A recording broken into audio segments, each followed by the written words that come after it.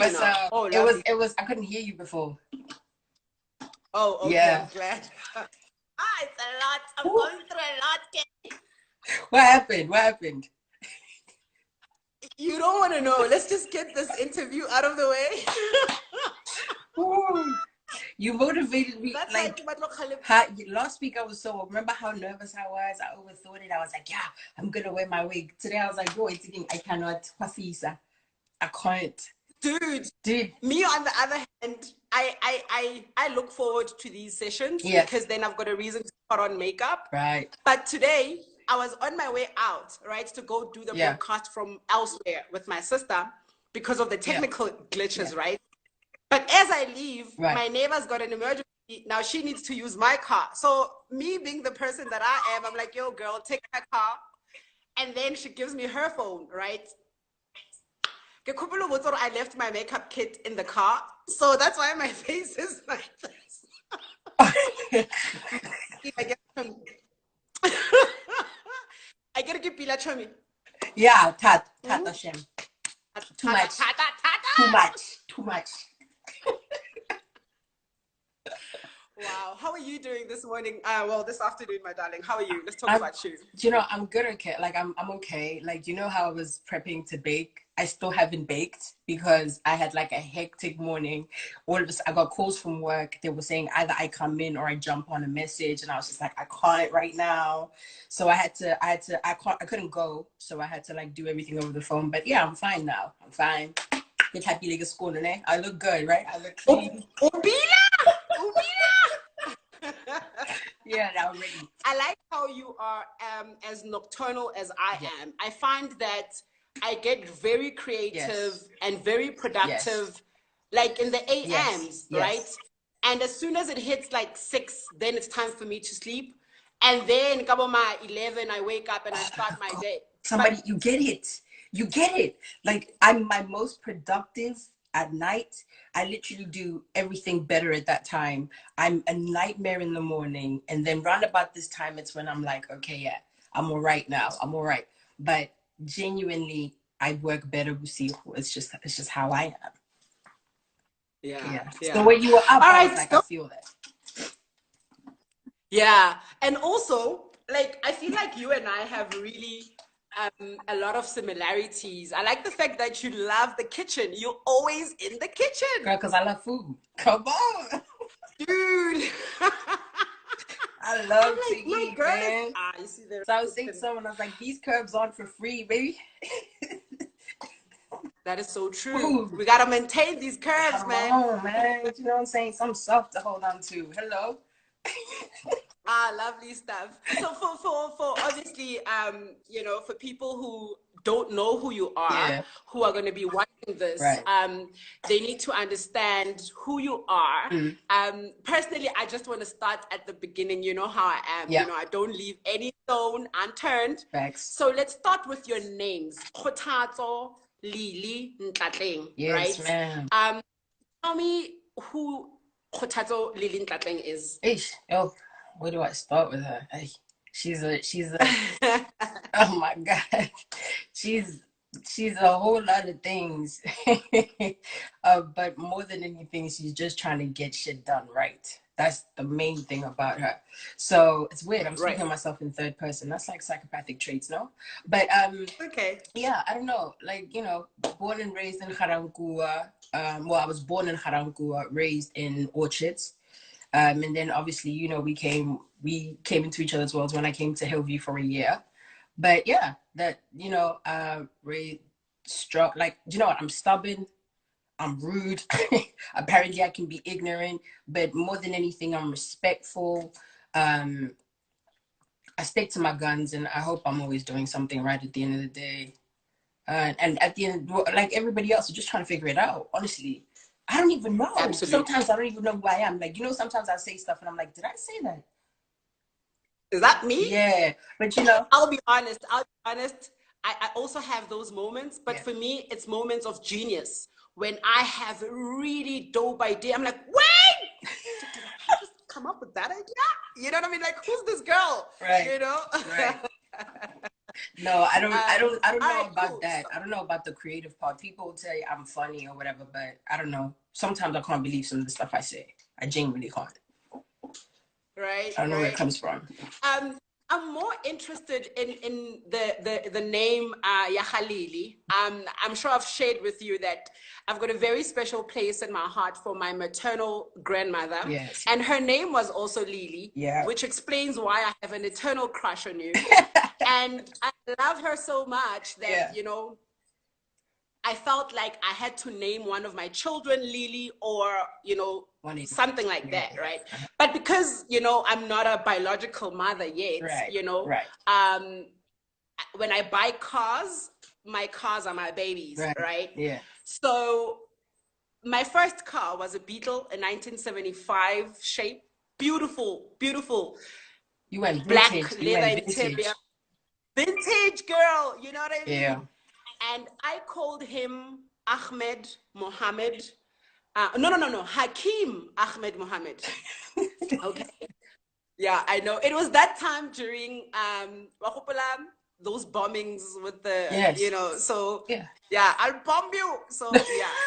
And then, and then my second car was a Peugeot 206. Yeah. And then I named that car Lily the Rat. Okay. Oh. Because listen, Lily the Rat was here. Okay. She maneuvering. Could do everything. Maneuvering. Yeah, you know. I hear that. And my latest baby is a Benzo, and I call her Mercy because Mercy will get you places and will get you where people really can't, right? Yes. So I want to know with the names, what sentiment do you have with your names, if you've got any? Yeah. And how does it make you feel? Because listen, I'm glowing just thinking about my cars, you know, and how I want to name my babies, right? Talk to me about that. I think, you know, for us culturally as Tswana people, there's always meaning in the name. So my first name, Kgothatso, means Kgothatsa, right? I was the first child born after the death of the matriarch of the family. So my mother's mother, my mom's mom, her name is Lily. So I'm named after her. In fact, I carry all her names. But officially on the birth certificate, only 2 of her names appear. But I carry all her names. So so I understand the meaning behind naming, not just the importance of a name. So I understand that, again, I'm not a mother, so I haven't used my good names yet. Girl, I got a bunch. I'm not a mother yet, so I'm holding on to my clip for good names. But yes, you know, the sentiment behind the name Lily, it's after my grandmother. She was an amazing woman. She was one of the first Black women in the Northwest to own her own creche nursery, not funded by the government. There wasn't like pretty much all the children Bakarango at some point were raised by Lily Ntlatleng. That's how amazing she is. And there's always times when people come across me and they be like, "What's your name?" They're like, I'm like, "Oh, all right, that's dope." I never met her, but she passed in 88. I was born in 89, and I was given her name because first girl, and I was the daughter of the first child, well, the first daughter. So I think my mom reserved the rights, and I got the rights, so I got her name. So yeah, I understand the sentiment of it. I haven't had a car because I literally travel with public transport. It's so efficient over here. But I name all my mother's cars, all of her cars. So I understand the importance of names, and it gives something. You name your mom's cars. Give me the names. Give me the names. I had a teacher in Capital Park called Mr. Vivian Fenter. So I called my mother's first car. I've called my mom's last car from this one. I called that Vivian. So we call it Viv. And then Viv. And it wasn't even an old car, it was brand new, but I don't know. Me and my mom are funny, like they will name anything.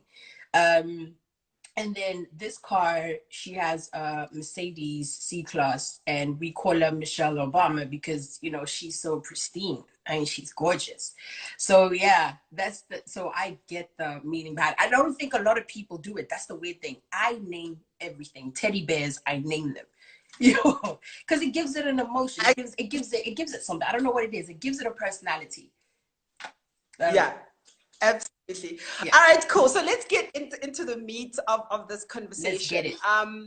So you are in England, Yeah. which makes you what time is it there? It's just 15:15 here in South Africa. Yeah. What time is it that side? 2:15. We're just an hour behind. Oh, lovely. So Yeah. we're not really into like weird times. All right, No, lovely no, stuff. no, no. Tell me when you left South Africa, how old you were, what kind of, adjustments you had to make, accent, the weather, the people. Tell me, about that era, which is how many years ago when you arrived in London? It was 16 years ago. But you know what's crazy? 16. Yo, I hated everything when I got here. I did. I hated everything. So I was 14. I was 14 when I came. And just, first of all, I didn't know anyone. Like, um, Africans in general were family people. Right. You know what I mean? Your cousins are like your brothers. And it's just, I was here with my mom, just her. And I like adjusting at that age, 14, you're just starting to figure yourself as a teenager. You're going through the changes and everything. And now you're having to adjust in a different country. I couldn't hear what anybody was saying to me. I didn't even try and hear what people were saying to me. I seemed like I had a chip on my shoulder. So I slowly developed a bad attitude, which followed me for a very long time. And yeah, just, me and my mom as well, two women in a house. I've gone from not living with her for so long to being in her house, and I'm like, no, no, no, no, no. We were clashing. Two bulls in the house is weird, but it was just trying to adjust to hearing everything. But after a while, I mean, I came home about a year later, and people said I had an accent. I couldn't hear it. Because accents are so different. It's weird. You can hear probably maybe people from London talk, but then you come mid where I am in Nottingham, which is like East Mids, and then it's got a different sound. So it's all about where the accent. It's all about where you are in the country, because the accent changes the language itself. But yeah, over time I adjusted, and then you hear people say your accent's different, and I'm like, I don't know about that. And then you'll have British people trying to figure out where your accent is from, because they're like, is it British? Is it not? Is it? And then obviously the main thing was, you speak proper, you speak posh. And I'm like, no, I'm just speaking it how we're taught, because obviously it's not our first language in South Africa. So we're taught how to speak it the correct way. So to come to England and actually find out British people don't speak English correct at all. They don't. That's crazy. That's such a mindfuck. Genuinely, they don't. And one thing I learned recently: South African air traffic controllers and nurses are some of the most wanted traffic controllers and like healthcare workers in the world, because they speak quite good English. So, oh, wow. Yes, yeah. that is so true. Yeah. Personally, I've also been told, how great, and I always have to say, our English teachers, remember Miss Capes, Miss Pereira, we really had great teachers in Hillview, and I really thank them. Yeah, we do. Absolutely. Getting into, you're now settled in London, Nottingham. What is it, Nottingham? Nottingham, is it Nottingham, darling? I remember the movie Notting Hill, so I'm just a girl standing in front of a boy. Oh my God. Asking him to love me. Okay, cool. Let's be serious a little bit. We can't ignore the obvious elephant in the room. Yes. with what's going on in the world right now, which is primarily why we are having the Survive and Thrive conversations with women worldwide. Mm-hmm. I need to know what impact the lockdown has had on your community, and how manageable, how bad are things that side. Personally, in South Africa, people are on edge, and that's I think it's because of the alcohol thing. People don't really care for their lives, because all they care about is like the alcohol, bottle stores being open, and people also don't realize the danger of this damn virus, right? Like people are still trying to be out there visiting each other. Look, I've been in my house for 2 months, legit. I'm not going out, right? So talk to me about what is going on the ground in London and in the surrounding areas, and how are the hospitals, you know, coping? I know that you and your mom are in, you know, the essential, you know, service industry. So from a personal kind of view, what really is the impact on your end? It's almost it's strange because we're much more fortunate than other people, I feel. So it's like you get to sit. Hold on, as a country or as a family? No, I think in certain I think I'm speaking on behalf of myself at this point, because the one thing, you know, the one thing I'm not necessarily really good at doing, and you can tell because it's an age thing. My mom is exceptionally well at seeing life from other people's eyes in comparison to me. So I feel like we're pretty fortunate. I get to just sit at home. I've got Netflix, I've got internet, I can cook endless amounts of food, like I can bake. It just feels like I'm on a really, really long holiday. And for somebody who's naturally an introvert, and in general, I don't like people, I don't like to go anywhere, telling me to sit at home is not a sentence that I can't live without. You know what I mean? I'm just like, yeah, I'm doing it. Right. My mom kind of put some things into like in view for me, which is something I don't really think about. My mom was like, you're not in an abusive relationship, so imagine being stuck in a house with a man who beats on you, or being in a situation where you're not as fortunate and you don't know where your next meal is coming from. And you know, people who was the best one she gave me, which is what I didn't understand. I was watching a video on Twitter of people just walking around in South Africa, and my mom was like, think about people who live in shacks, who actually share a shack, right? How many of them are in it under the scorching South African sun, and you tell them to stay indoors? It's like she was just basically saying some of us are fortunate. In general, it feels like you're in a movie that just doesn't want to end. It's so weird. I was speaking to my cousin, and I told him, I was like, I woke up one day and I was like, wow, everybody is really indoors. Like nobody is outside. The parking lots are empty. The trams are empty. The shopping malls are like, well, for instance, the shopping malls are empty, but the supermarkets, there's always like this one line. People have complied to things. There's stickers on the floor. There can't be this many people on a on an aisle. So it's weird. It's like the adjusting to it. I understand the resistance in South Africa. Telling me I don't know if British people would have been as compliant without alcohol. I'm just saying.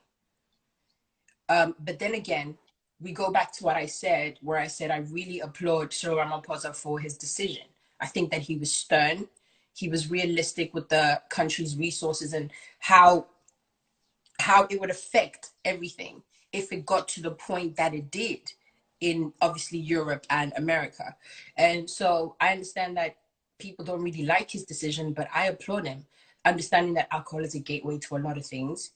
And cutting that off, that was hard. That was tough. But you know, here we are. We're going at, do you know what? This whole thing has got you reflecting and kind of looking at things differently. It's like one moment you're reading about something in Asia and you don't know what it is, and the next moment they're like, okay, people are erratic. In your door. Exactly. Yeah. People are. So it's interesting how you don't necessarily think about something because it's on the other end of the world and you just think it would never get you. And then people are dying very close to you. And then all of a sudden people around you are dying. You're like, oh, wait, what's going on? And then it's like we all have to like instantly adjust to this. And you're just going off. It's weird. So I'll tell you my encounter with COVID. So I can only say this now because I've had tests. So I lost my sense of taste and smell, right? So I lost my sense of taste and smell. And then within 2 days of losing it, I thought something was weird. I've never felt like this before. So I contacted our system here, which is like a 111, which is like a 10 111 thing, but they're for healthcare advice. And they were like, losing a sense of taste or smell is not one of the symptoms. I was like, okay. So I still self-distance because, you know, I'm funny like that. And then after 10 days of completely losing it, my asthma started getting really bad. But not bad to a point where I couldn't breathe. I just found myself needing it a bit more. So I contacted them again and they were like, no, you know what? It could be hay fever. You are a patient who struggles from hay fever and asthma. It's just those reactions. I called my doctor anyway. Right. And my doctors were like, it's not one of the symptoms, but we'd like you to isolate anyway. And I was like, I mean, if it's not one of the symptoms, why am I isolating? But I was like, you know what? I will. And then only yesterday did they reveal that it is one of the symptoms for COVID. But by then, my doctor had already called me and they wanted me to go get a test. So I'm still waiting on my results. But it's just interesting how you don't know what's happening next because they don't know what's happening next. Yeah. But it's been interesting just watching how people adjust to it. The psychologies between the British and the American is totally different. They're revolting altogether. They don't want to do it. They don't believe it's real. British people are starting to join them. I don't know anymore. I don't know. As somebody who's working in healthcare, the government's changing their regulations every day. They don't even need a doctor to come say that somebody's passed. They'll take it as it is over the phone. Then you realize you're in different times. Yeah. So yeah.